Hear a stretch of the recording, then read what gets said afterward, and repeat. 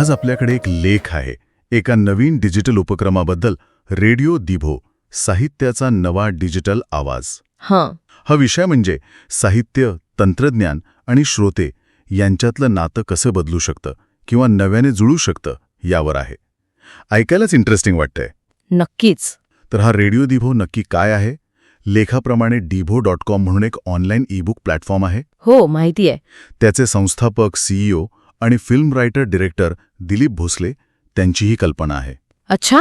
म्हणजे बघा, एकीकडे डिजिटल पुस्तकं आणि आता पुढचं पाऊल म्हणजे थेट ऑडिओ, म्हणजे साहित्याला आवाज देणं. हो, म्हणजे वाचनाच्या पुढे जाऊन ऐकण्याचा अनुभव. अगदी.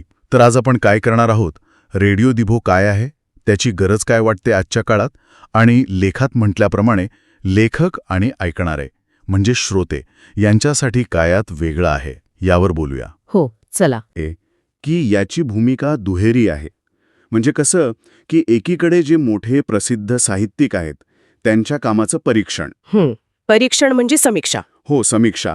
आणि त्याच वेळी जे नवीन लेखक आहेत ज्यांना अजून तितकी संधी मिळालेली नाही, हो, त्यांना एक प्लॅटफॉर्म देणं. म्हणजे दोन्ही गोष्टी एकाच ठिकाणी, अनुभव आणि नवीन ऊर्जा. हे महत्वाचं वाटतं, नाही का? अगदी. आणि हे काम महत्वाचं आहे याचं कारण पण लेखात दिलंय. आज काय आहे ना, सगळीकडे माहितीचा पूर आलाय. डिजिटल जगात लक्ष वेधून घ्यायला किती स्पर्धा आहे. बरोबर. अशा वेळेस साहित्य, जे आपल्या संस्कृतीचं, विचारांचं प्रतिबिंब आहे, ते लोकांपर्यंत कसं पोहोचवायचं, हा मोठा प्रश्न आहे. नुसती पुस्तकं किंवा ई-बुक्स पुरेशी नाहीत आता. खरंय. त्यामुळे रेडिओ दिभोसारखे नवे मार्ग शोधणं गरजेचं आहे असं लेखात मांडलंय. ही काळाची गरज आहे असं म्हटलंय. आणि याच संदर्भात साहित्यिक समीक्षेचा मुद्दा येतो. लेखात यावर भर आहे. समीक्षा म्हणजे काय? अनेकदा आपल्याला वाटतं फक्त चांगलं की वाईट ठरवणं. हो, तेवढंच वाटतं आपल्याला. पण लेख म्हणतो की ते त्यापेक्षा खूप जास्त आहे. म्हणजे एखाद्या कलाकृतीचा सखोल अभ्यास करणं, त्याचा आशय काय, लेखकाची शैली, प्रतीक, भावना. अच्छा. आणि महत्वाचं म्हणजे त्याचा सामाजिक संदर्भ काय आहे हे सगळं समजून घेणं.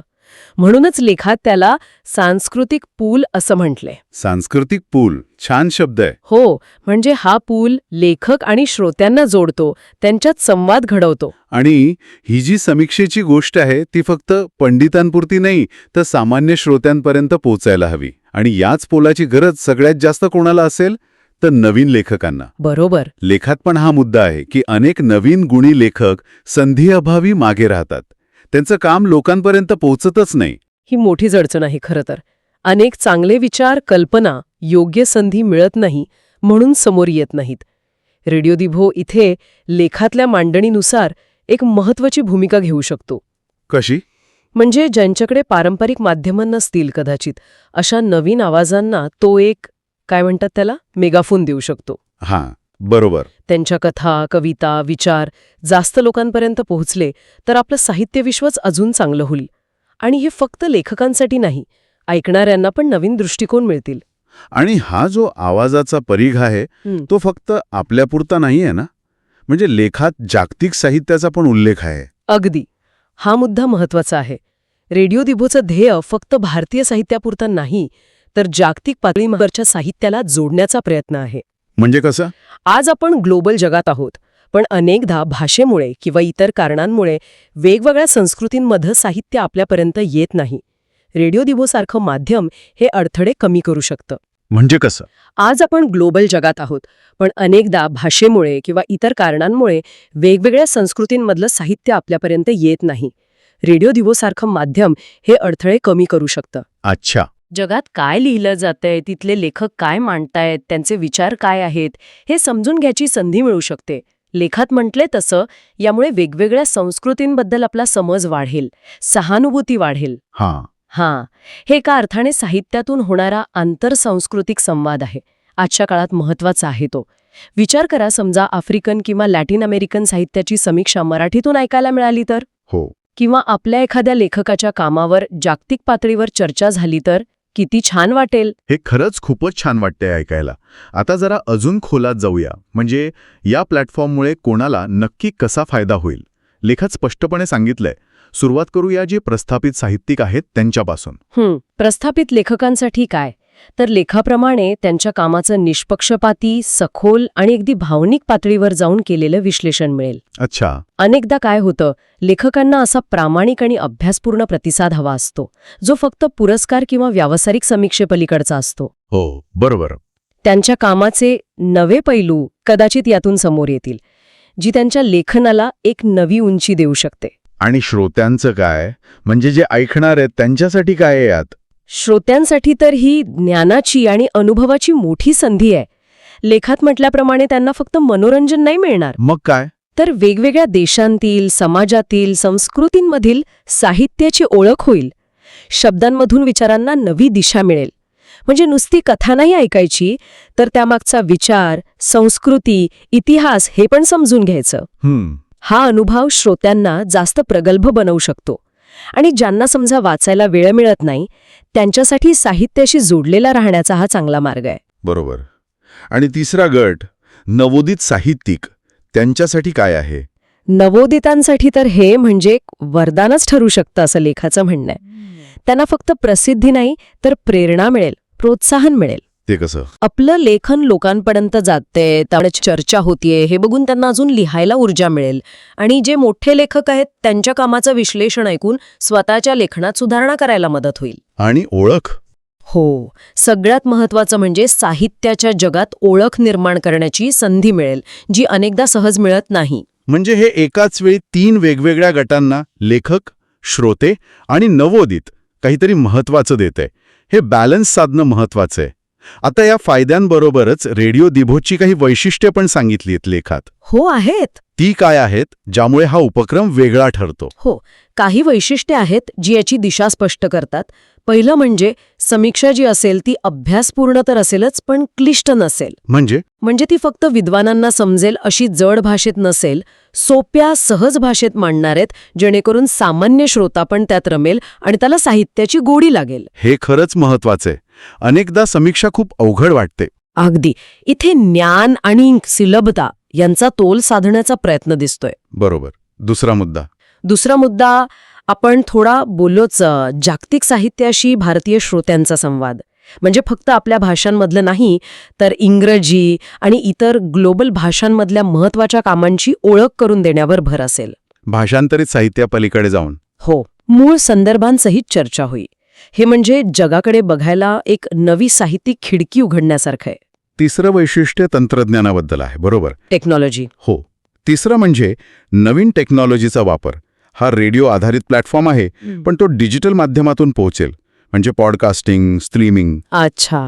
अशा ऑडिओ टेक्नॉलॉजी वापरून हा अनुभव जास्त आकर्षक आणि सहज उपलब्ध केला जाईल. म्हणजे पारंपरिक विषयाला नव्या तंत्रज्ञानाची जोड. आजच्या काळात गरजेचं आहे ते. आणि चौथं वैशिष्ट्य, ते भविष्याबद्दल आहे का? अगदी. चौथं वैशिष्ट्य म्हणजे हा प्लॅटफॉर्म फक्त समीक्षणपुरता राहणार नाहीये. भविष्यात लेखकांच्या मुलाखती, त्यांच्याशी थेट संवाद, अरे वा, वेगवेगळ्या विषयांवर चर्चा सत्र, विशेष कार्यक्रम अशी योजना आहे. म्हणजे हा फक्त एकतर्फी न राहता एक जिवंत साहित्यिक कट्टा बनेल. म्हणजे सतत काहीतरी नवीन येत राहील. हो, त्यामुळे श्रोत्यांची उत्सुकता टिकून राहील. थोडक्यात सखोलता आणि सोपेपणा यांचा मेळ साधतानाच भविष्यात अजून व्यापक आणि संवादी होण्याची दृष्टी आहे. हे ऐकून वाटते की हा काहीतरी मोठं आणि दूरगामी करण्याच्या विचारात आहेत. केवळ एक प्रयोग नाहीये हा. हो, तसंच दिसतंय. साहित्याच्या प्रसारासाठी आणि चर्चेसाठी एक नवीन जागा तयार करण्याचा प्रयत्न आहे. लेखाच्या शेवटी एक महत्वाचा संदेश आहे. तो काय सांगतो? लेखाचा शेवट खूप छान केलाय. त्यात म्हटलंय की साहित्य हे समाजाच्या हृदयाला भिडतं आणि आपल्या विचारांना दिशा देतं. बरोबर. ते आपल्याला अधिक संवेदनशील, अधिक विचारी बनवतं. रेडिओ दिभो हा त्याच साहित्याचा नवा आवाज म्हणून पुढे येतोय. त्याचं काम फक्त परीक्षण नाही, तर विचारांना चालना देणं, नवीन कल्पनांना प्रोत्साहन देणं. आणि शब्दांचं जे सौंदर्य आहे ते नव्या पिढीपर्यंत नव्या माध्यमातून पोचवणं. हा आवाज समीक्षा करेल, प्रश्न विचारेल, कदाचित काही जुन्या समजुतींना आव्हानही देईल. म्हणजे जे साहित्य कदाचित कुठेतरी पुस्तकात बंद होतं किंवा चर्चा फक्त मर्यादित लोकांमध्ये व्हायची, ते आता ऑडिओ स्वरूपात थेट लोकांच्या कानांमधनं मनात जाणार. हो, हा विचारच किती प्रभावी आहे. म्हणजे हे साहित्याचं लोकशाहीकरण म्हणता येईल का? म्हणजे ते जास्त लोकांपर्यंत सहज पोचेल असं? नक्कीच. तसं म्हणायला हरकत नाही, कारण डिजिटल आणि ऑडिओमुळे जागेची वेळेची बंधनं राहत नाहीत. कोणीही कुठेही कधीही ऐकू शकतं. यामुळे साहित्याची पोहोच नक्कीच वाढेल. आणि ज्यांना वाचायला आवडतं पण वेळ नाही किंवा ज्यांना दृष्टीची अडचण आहे त्यांच्यासाठी पण हा चांगला पर्याय आहे. साहित्य अधिक लोकांपर्यंत जाईल यात शंका नाही. तर मग या सगळ्या चर्चेचा आणि लेखाचा आपण सार काय काढू शकतो? काय लक्षात ठेवायचं यातून? मला वाटतं आपण हे म्हणू शकतो की रेडिओ दिभो हे फक्त एक नवीन माध्यम नाहीये. ते डिजिटल युगात साहित्याचं महत्त्व टिकवून ठेवण्याचा आणि वाढवण्याचा एक महत्त्वाकांक्षी प्रयत्न आहे. बरोबर. हे व्यासपीठ एकाच वेळी समीक्षेला नवी दिशा देतंय, नवीन लेखकांना संधी देतंय आणि आपल्याला जागतिक साहित्याशी जोडून सांस्कृतिक देवाणघेवाण वाढवतंय. टेक्नॉलॉजी वापरून साहित्याचा अनुभव जास्त चांगला आणि सोपा करण्याचा हा प्रयत्न आहे. बरोबर. आणि हे सगळं ऐकल्यावर एक विचार येतो मनात. कोणता विचार? नाही, म्हणजे आपण नेहमी साहित्य वाचतो, पुस्तक हातात घेणं, पानं उलटणं, ते अक्षरांशी जोडलं जाणं, तो एक वेगळाच अनुभव असतो. हो, नक्कीच. पण हा लेख आता ऐकण्यावर भर देतोय. तर विचार असा येतो की शब्दांचं सौंदर्य फक्त वाचण्याऐवजी ऐकण्यातून जास्त प्रभावीपणे भिडू शकतं का मनाला? इंटरेस्टिंग प्रश्न आहे. काही प्रकारचं साहित्य जसं कविता किंवा भावनिक गद्य ते ऐकल्याने जास्त परिणाम करतं का? काय वाटतं? वाचनाचा एकांत आणि ऐकण्याचा अनुभव यात काय फरक असेल? हा ऑडिओ मार्ग पारंपरिक वाचनाला पर्याय ठरेल की पूरक? खूप विचार करण्यासारखा मुद्दा आहे खरं तर. याचं उत्तर कदाचित प्रत्येकासाठी वेगळं असेल. काही लोकांना वाचनात जास्त आनंद येईल, काहींना ऐकण्यात. हो. पण एक गोष्ट नक्की आहे की ऑडिओ माध्यम भावनांना थेट आवाहन करू शकतं. आवाजाचे चढउतार, संगीत, पार्श्वभूमीचा आवाज याचा वापर करून अनुभव जास्त गहिरा करता येऊ शकतो. म्हणजे वाचनाला पर्याय नाही, पण एक शक्तिशाली पूरक माध्यम. अगदी. एक शक्तिशाली पूरक माध्यम नक्कीच ठरू शकतो. आणि रेडिओ दिभोसारखे प्रयत्न याच दिशेने एक पाऊल आहेत असं वाटतं. नक्कीच. आणि हे फक्त साहित्यापुरतं नाही, तर ज्ञान मिळवण्याच्या पद्धती कशा बदलत आहेत याचंही हे एक उदाहरण आहे. भविष्यात अशा अजून नव्या वाटा दिसतील आपल्याला. हो, नक्कीच.